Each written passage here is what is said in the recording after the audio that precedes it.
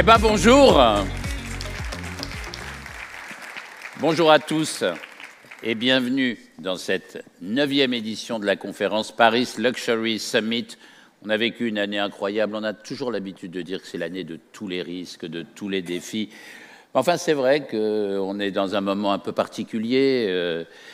Poutine et Xi Jinping ont coupé toute relation avec leur psy. Gad Elmaleh devient chrétien, Kanye West devient nazi, les Champs-Élysées deviennent le palais du roi du Maroc. Enfin, c'est vraiment...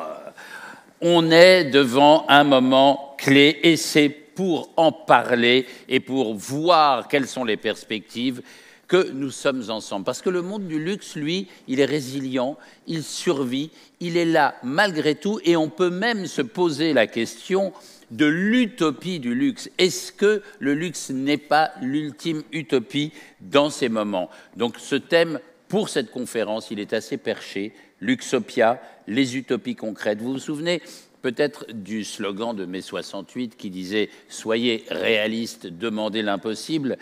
Qui aurait dit que mai 68 aurait pu s'adapter si bien au luxe contemporain? Eh bien, c'est le cas. Et nous allons voir comment, durant cette pièce de théâtre en 3 actes, qui va nous réunir tout le long de cette matinée. J'invite, pour en parler, à me rejoindre Stéphanie Joliveau et Gauthier Piquet de Publicis Média,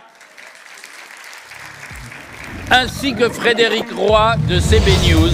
Et on va décoller ensemble vers le monde des utopies. Content de te retrouver. Prenez place dans mon salon bulle. Voilà. Merci Ariel pour cette introduction.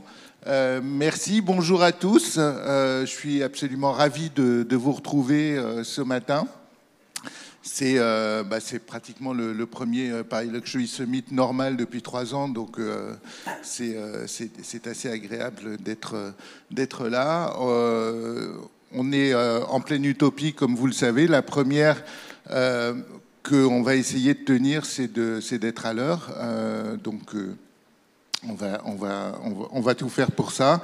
On a un programme absolument formidable. On a aussi des partenaires qui le sont, nos amis de Publicis Média qui nous accompagnent depuis 9 ans, voilà, et qui nous soutiennent énormément. Et je vais tout de suite laisser la parole à Stéphanie Joliveau.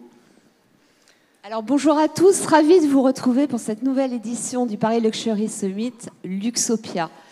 Alors, finalement, nos 3 précédentes éditions, Punk, Année folle, le luxe en thérapie, sont quand même une belle résonance au Pantone 2023, donc la couleur 2023, un esprit rebelle, audacieux pour écrire des nouveaux récits positifs.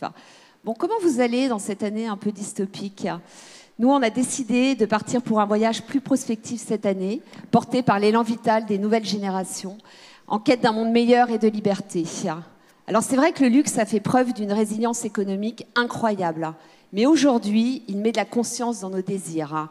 Il doit réconcilier économie et écologie, nature et culture, humanisme et transhumanisme, sobriété et plaisir surtout. Alors plus que jamais, le nouveau luxe est l'artisan éclairé d'une intelligence collective. Donc c'est un dialogue avec les meilleurs artisans, les designers, les artistes, les co-créateurs, les nouvelles générations, les communautés, les architectes, les professionnels du bien-être, les producteurs, les médias et vous, bien sûr. Alors Dostoïevski disait « La beauté sauvera le monde ». Alors place aux utopies du nouveau luxe engagé et surtout à l'élévation des marques. Alors on a la chance d'avoir Gauthier Piquet qui préside Publicis Média. Gauthier, quelle serait ta définition de l'utopie média des marques de luxe aujourd'hui ?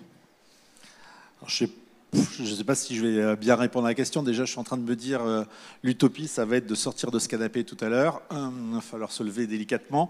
Mais l'utopie du luxe, je pense que c'est cette schizophrénie de combiner aujourd'hui la sobriété média que toute marque doit avoir et cet enjeu du luxe qui est de créer des futurs désirables et une désirabilité durable.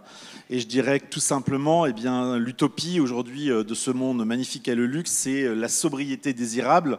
C'est comment combiner ces enjeux de business qui sont nécessaires à tout marché et ces enjeux de désirabilité, d'émotion, On parle beaucoup de retour sur l'investissement. Il y a un retour sur émotion qui est extrêmement important, avec une confiance d'enjeux, de responsabilité, une conscience évidemment d'enjeux écologiques, d'enjeux sociétals.